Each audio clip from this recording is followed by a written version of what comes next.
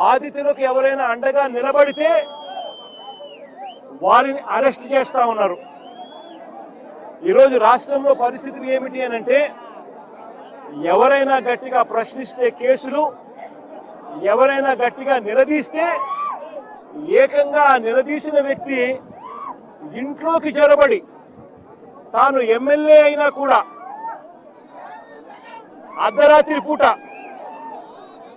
వందల మంది పోలీసులను తీసుకొని వచ్చి ఇంట్లోకి జొరబడి ఇల్లును ధ్వంసం చేసి మరీ అరెస్ట్ చేసి జైల్లో పెడతా ఉన్న పరిస్థితి ఈరోజు చూస్తా ఉన్నాం.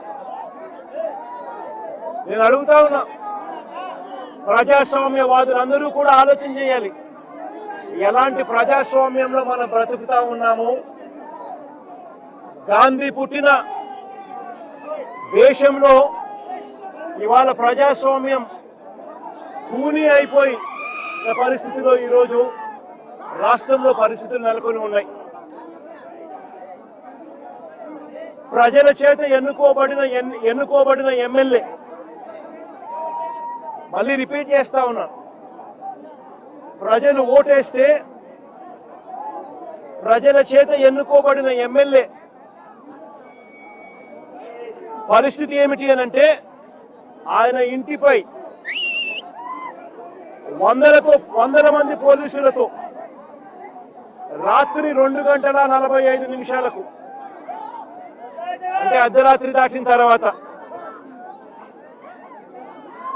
చంద్రబాబు నాయుడు గారి డైరెక్షన్ తో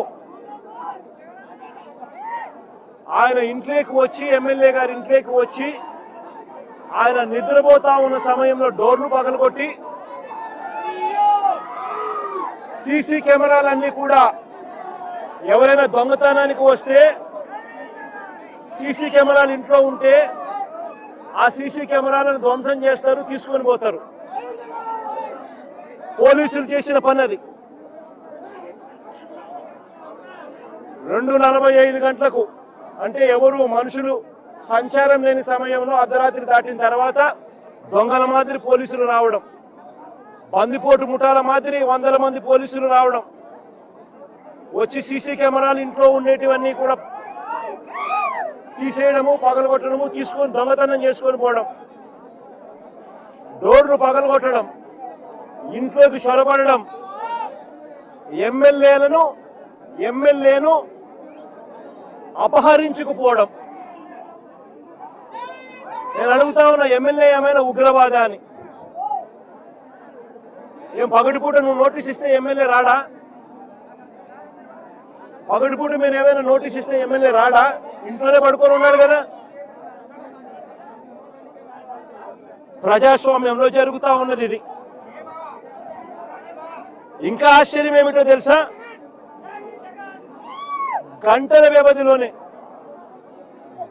వ్యవధిలోనే టపా టపా టపా అని చెప్పి ఎమ్మెల్యే మీద 3 కేసులు పెట్టారు. ఒక కేసులో 34 మంది మీద, ఒక కేసులో ఇబ్బంది పెట్టే కార్యక్రమం చేస్తే, రెండో కేసులో మొదట పెట్టిన 34 మంది కాక మరో 14 మందిని చేర్చి మళ్ళీ ఇబ్బంది పెట్టే కార్యక్రమం. మూడో కేసుకు వచ్చేసరికి మరో 12 మందిని మళ్ళీ ఇరికిచ్చే కార్యక్రమం. ఈరోజు మొత్తంగా 38 మందిని రిమాండ్కు పంపిన పరిస్థితులు ఈరోజు చూస్తా ఉన్నాం. నేను అడుగుతా ఉన్నా, ఇంతకన్నా దారుణమైన ఇంకొక విషయం ఏమిటి అని అంటే,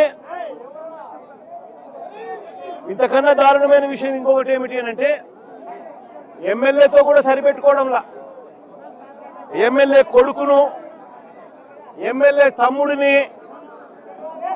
తమ్ముడి కొడుకును మొత్తం అందరినీ జైల్లో పెట్టారు. అంతేకాదు, మరో తమ్ముడి కొడుకును ఇరికించే కార్యక్రమం చేశారు. ఇలా మొత్తం కుటుంబాన్ని మొత్తం టార్గెట్ చేస్తా ఉన్న పరిస్థితులు కనిపిస్తా ఉన్నాయి. నేను ఒకసారి కొన్ని వివరాలను చెప్తాను, క్లుప్తంగా వివరాలన్నీ 6 నేరాలు ఎలా చేశారో చెప్తాను. 6 ఇన్స్టెన్సెస్ ఇదే కేసులో నేను సైట్ చేస్తాను. న్యాయం ధర్మం బతుకున్నాయా లేదా అన్నది ప్రజాస్వామ్యంలో ఉన్న ప్రతి ఒక్కరూ కూడా ఆలోచన చేయమని కోరుతా ఉన్నా. ఆగస్టు 1వ తారీఖున చిప్పగిరి మండలం నుంచి సంగాల అనే ఊరు కేవలం 6 కిలోమీటర్ల దూరంలో ఉంది. సంగాల అనే ఊరు కేవలం 5-6 కిలోమీటర్ల దూరంలో ఉంది చిప్పగిరి నుంచి. ఆ సంగాల అనే ఊరి నుంచి గిరి అనే ఒక కార్యకర్త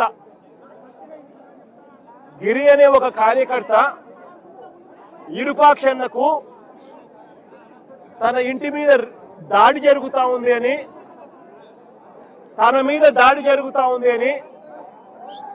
దాడి జరుగుతా ఉన్న తన ఇంటి ఫోటోను, ఇంటి వీడియోను సైతం ఎమ్మెల్యేకు తాను పంపించి 7:45 ఎమ్మెల్యేకి ఫోన్ చేశాడు. అన్నా, నా ఇంటి మీద దాడి జరుగుతా ఉంది, నా మీద దాడి జరుగుతా ఉంది, పరిస్థితి విషమంగా ఉంది, నన్ను కాపాడండి అన్నా అని చెప్పి ఒక కార్యకర్త ఒక ఎమ్మెల్యేకి 7:45 వీడియో పంపించి మరి తాను ఎమ్మెల్యేకి ఫోన్ చేసి సమాచారం ఇచ్చాడు.